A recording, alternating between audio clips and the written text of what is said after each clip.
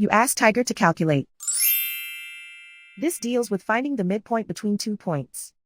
The midpoint between the 2 points is 11.5, -5. Let's solve it step by step. Plot the 2 points and calculate the midpoint using the formula.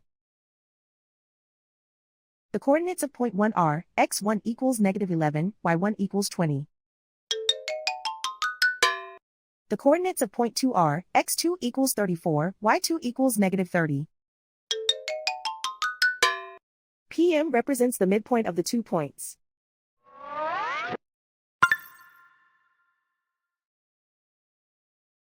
Use the x values in the midpoint formula to find the midpoints x. x1 equals -11. x2 equals 34.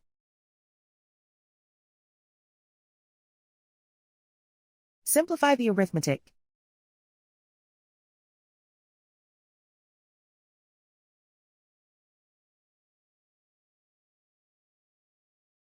Use the y values in the midpoint formula to find the midpoints y.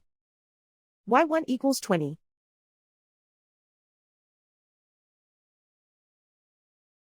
y2 equals -30. Simplify the arithmetic.